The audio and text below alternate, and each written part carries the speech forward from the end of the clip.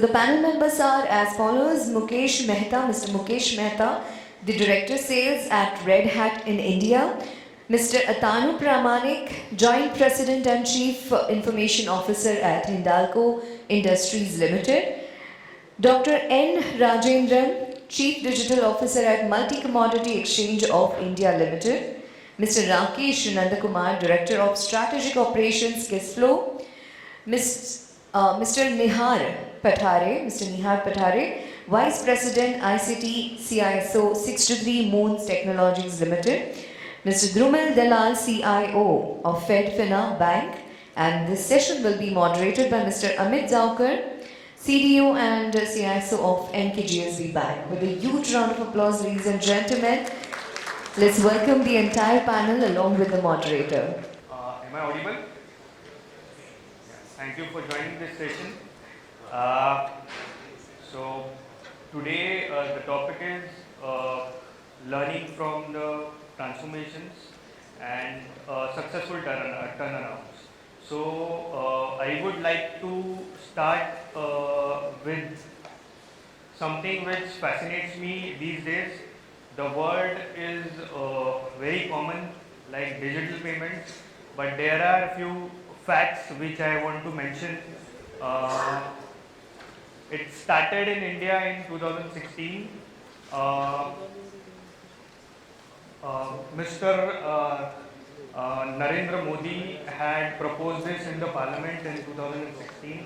At that time it was criticized, and today as we stand here after 5 years, around about 56 nations are using digital payments, and India is standing number 1 in all those 56 nations.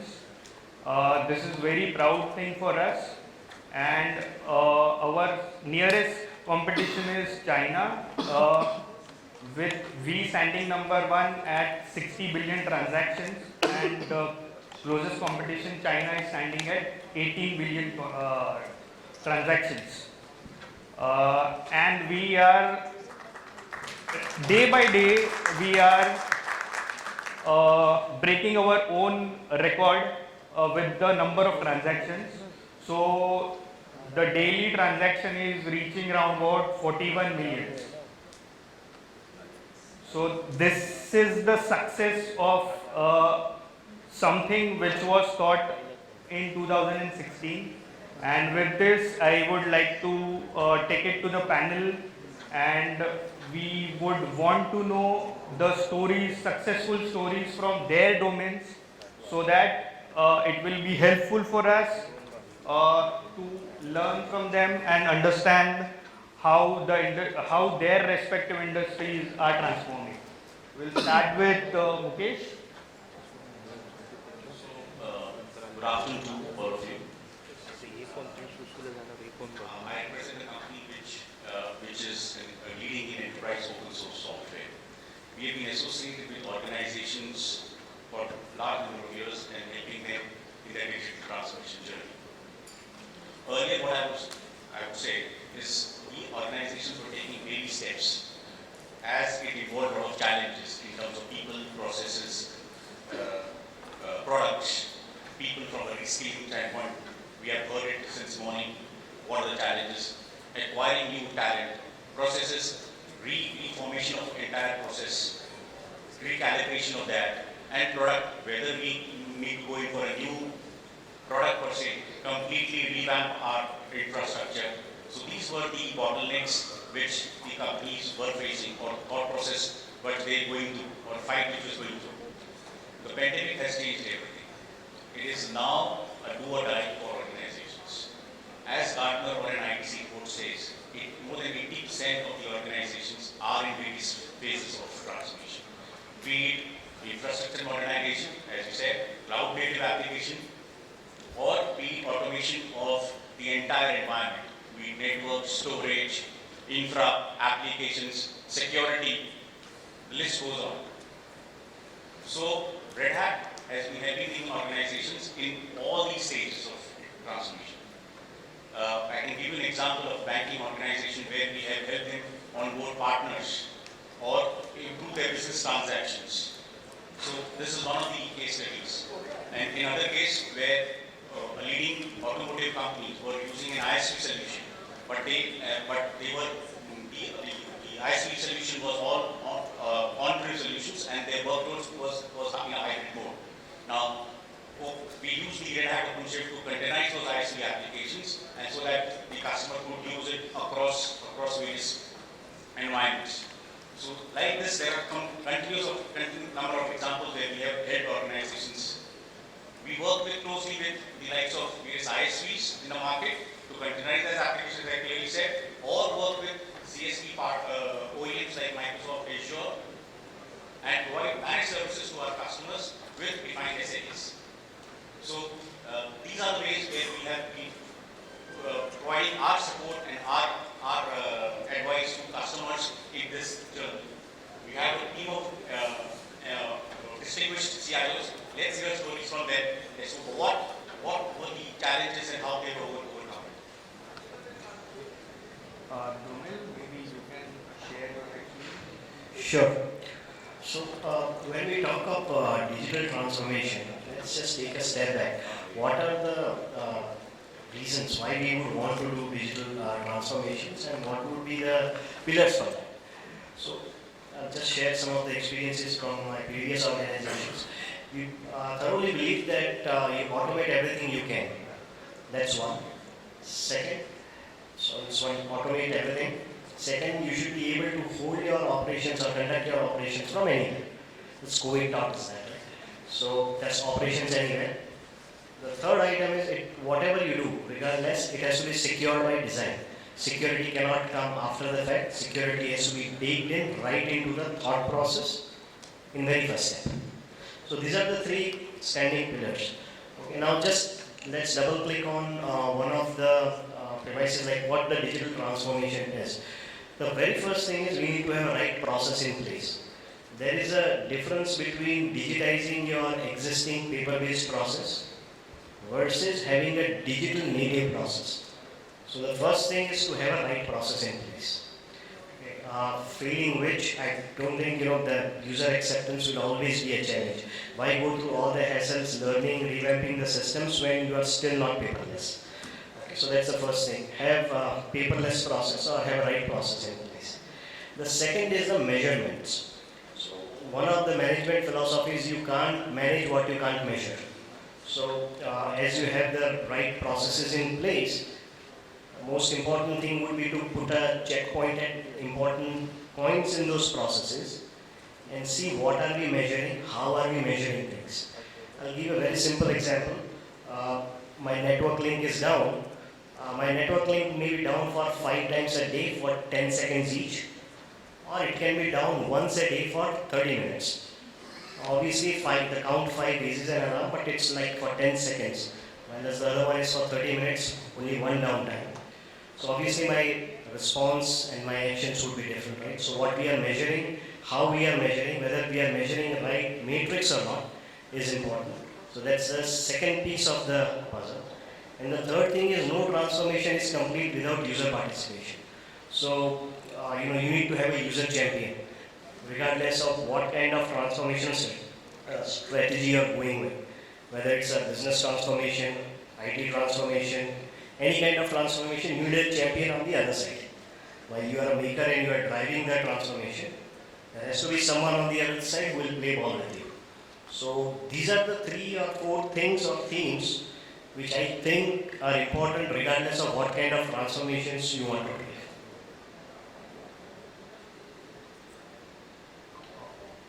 Dr. Rajendran. So good afternoon, everybody.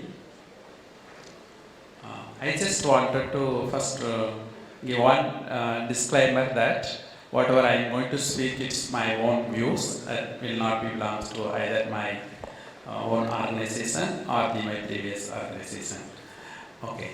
So since he has started with the finance has started with the talking about the transformations in the banking and payment industry, I just wanted to quickly just to take through the some of the transactions and how it is changed the entire life of the country. And the banking system started with the first interconnecting the ATMs. Now, the earlier days, if you see, you need to first think whether your card is displayed on the brand of that ATM, particular ATM, then only you can go enter and do the transaction. Now, you don't need to worry about anything. Just get into any ATM, do any transaction. So that is the first, if you see the transformations, what it brings the transformations is getting the customer a frictionless and the easy and the good experience to giving to customer, and also anytime and do your transactions and anywhere, that is also wherever it is there. This is the basic principles it started in the transformation journey of the banks and payment systems. And so we take lot of things, whether it is a check truncations, whether it is a NACH or the if you say fast tag.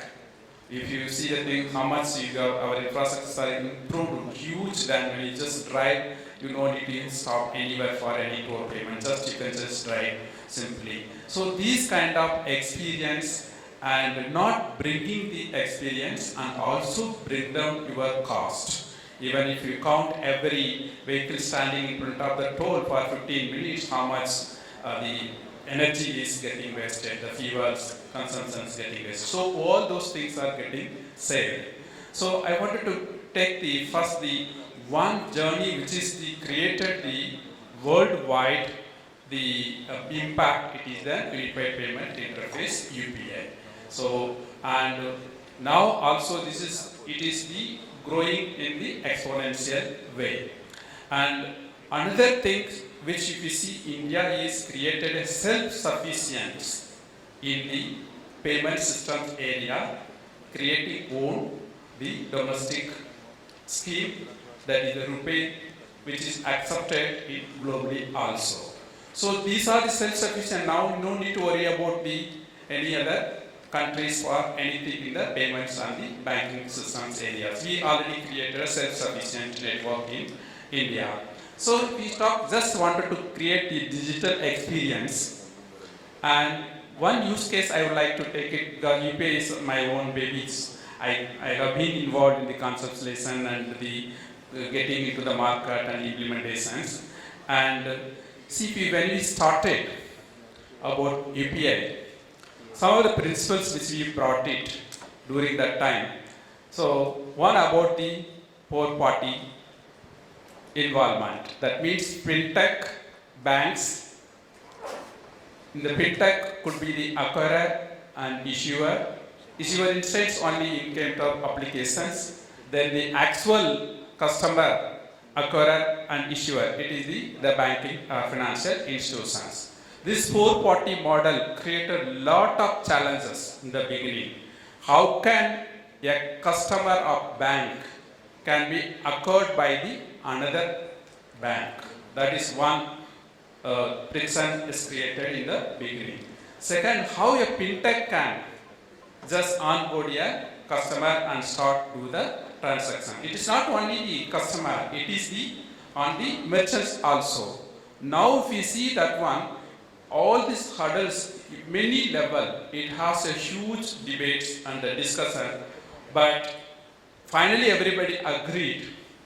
And now if you see the things, every nook and corner, even you can see vegetable vendor on the roadside vendor, small vendors, everybody could able to accept and make the digital payments. So this is a big revolutions which the country has created, and it is proud to speak anywhere, wherever we go. In outside also, they talk about this UPI model as a big example. Why? There is a reason for that.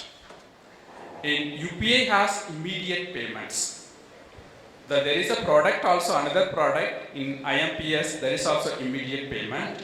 And globally, there were a discussion about the faster payment, how to reduce the time between the transaction and the actual settlements, to reduce that timeline.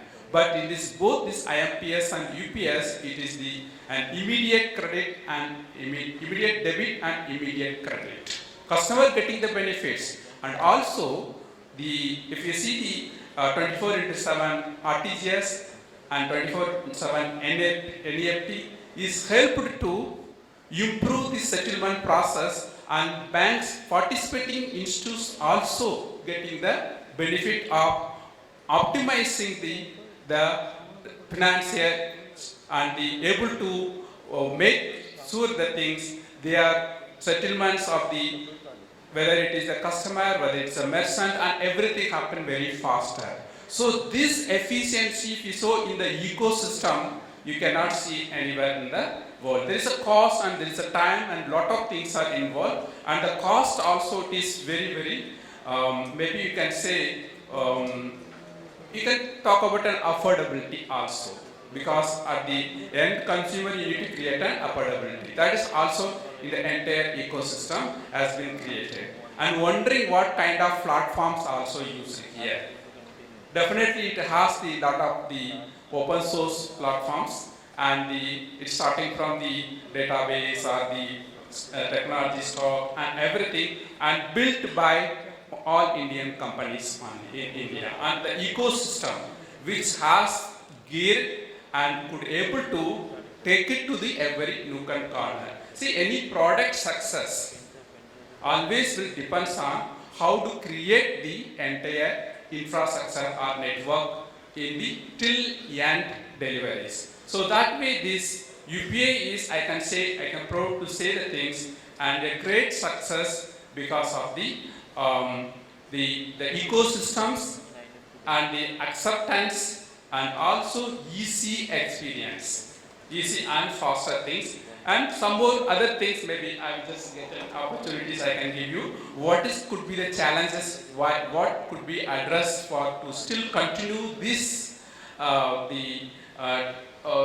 this kind of the tamper? Just continue to, we need to maintain. If you wanted to grow the same rate, we need to also take care not only just to make a success. We need to keep continuously ensure that the sustainability is there and people able to continuously use the product.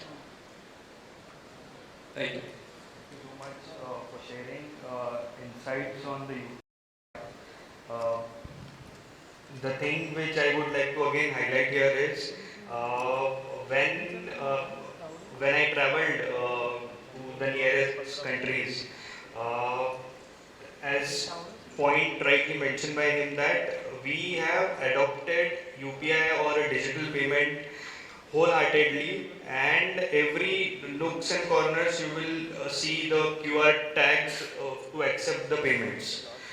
That is what is missing in the other countries, and that is why because of this heavy adoption, I feel we are sitting at number one position right now. So Neehar, we will start with you, and you can share your experience of transformation with respect to 63 months.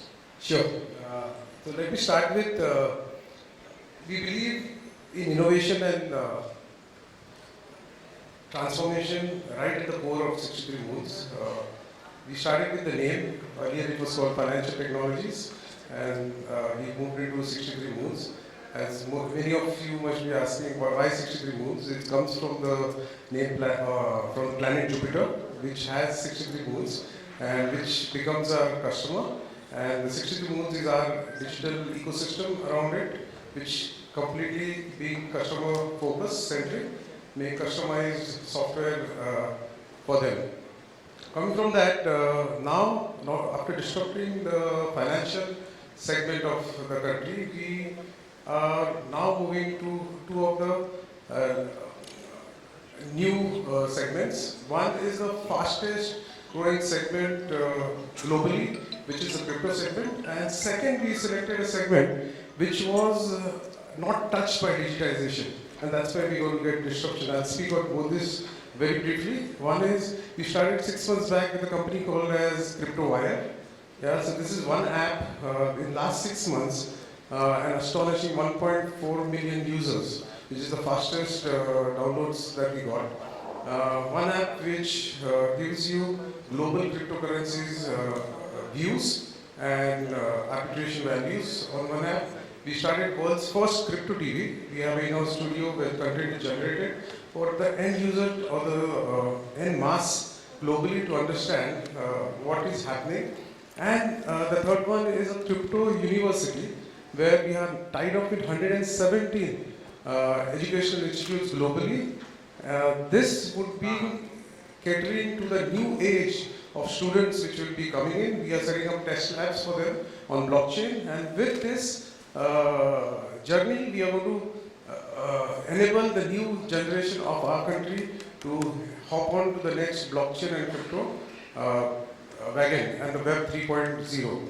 The second disruption model which is not touched so much in our country is the legal space, the legal system of the country. We are getting into legal tech, and this would be a real disruption where we feel in the coming years it is heavily required, and you will see more updates on that. Coming, the challenges that we face is the new development. We are a large development house, and the new Gen X, Gen Z, the people who are coming in, it's a very difficult, different environment that you have to adopt. The attrition rate is very high.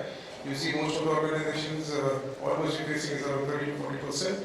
And this we are trying to arrest by new age thought processes. We have also developed a key insight. What we can't see is what we can't manage.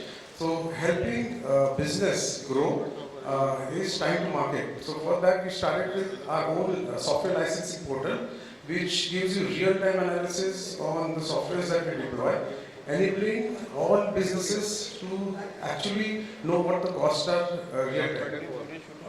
With this, there are so many stories in the pandemic that we did transformation right from security. We did changes to the authentication because all the users were working from home, and password was the biggest link that could connect us. So we were early adopters 2 years back when we got password-less authentication for our users to ensure that the security coming into our network was at a very protected way. So all these years, Touchwood is we have been enabling a lot of security protocols, and then we also thought with so much ransomware growing, 800% was the growth of ransomware which was hitting in India. We thought that whenever cyber attack happens, we say around 60 minutes takes for you to understand what the crisis, and then the manager pulls up decisions what has to be done. So there we are now moving into AI-based automation on security, where before attack becomes a crisis, we should be able to arrest it.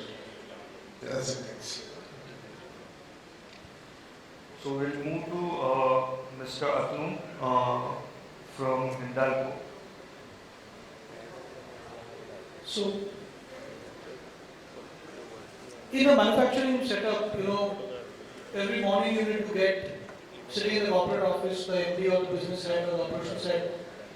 They would like to get the operating data till last midnight, and then the target for the day and any issues, right, which needs to be kind of resolved immediately. So now what happens, rather what used to happen since about last 4 years back, 4.5 years back, is there will be a group of people who will be assigned with the work of collecting the data from the machine centers throughout the day. Lots of Excel sheets, lots of notebooks, and they will prepare multiple Excels, input the data into the laptop, and then they will put into maybe a small chart, a trending chart, or a pie chart, or whatever it is. And it might take them the whole night, one or two of them, every single day, so that it reaches the MD or the business head at 7 a.m. in the morning. Now that was neither a very scientific way of collecting your data for production, nor the data were always right because I had opportunity of manual error, nor that data was dependable. But there was no other option in the earlier days. And I'm taking a very simplistic example how kind of digitalization or digitization, whatever you call it, has made at least the life of the senior leadership easier to have a more dependable data. So we have gone back to the partners who has provided us with the PLCs or the SCADA machines. And due to the legacy, we did not have all the machines capable of providing data online. So we had to introduce some of the telemetry on those, I would say, legacy machines. We collected those data into a I would say, a interim staging table, and then those all data were pushed into a business intelligence platform, and that was pushed to the MD's office at 6 a.m. Vice Chairman. Right? It's a very simple digitalization effort, but it made the lives of those people who had been spending midnight oil every single day of the year. Either of them, there could be a team of 3 or 4, but any one of them would be kind of awake throughout the night to collect that data, to massage that data and send it in the next morning. Now, all the data are getting collected through the machine directly. All the data is getting kind of massaged through the model that our people have developed and is being presented in a standard BI model to the leadership the next morning. So it looks like a very simple kind of use case, but the effect that the businesses derive out of it is tremendous.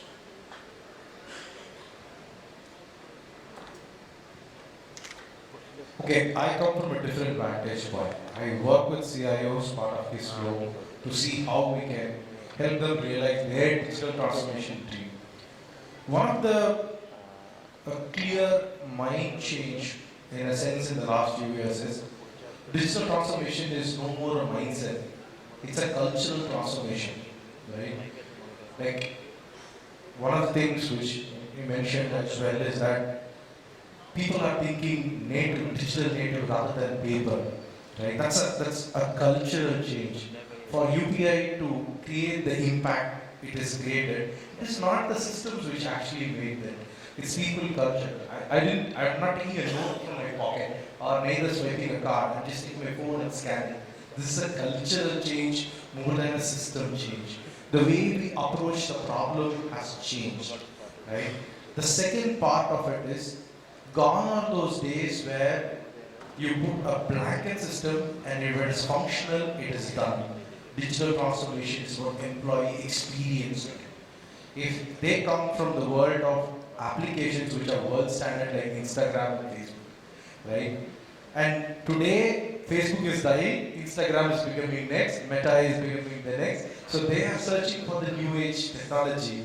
And if your organization says in the name of digital transformation, a very poor user experience tool, they are not going to adopt it. They need something which match their age, right? And their liking. Experience becomes much more. The third philosophy which all CIOs are now seriously supposed to look is, they want to be part of the solution rather than just being, hey, this is the solution, you use it. They're not going to take it up. Especially the folks, in the next 10 years, imagine 40 to 50% of your workforce would be born in 95 after, right?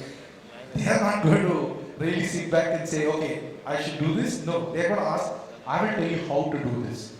I want to be part of the solution making process itself.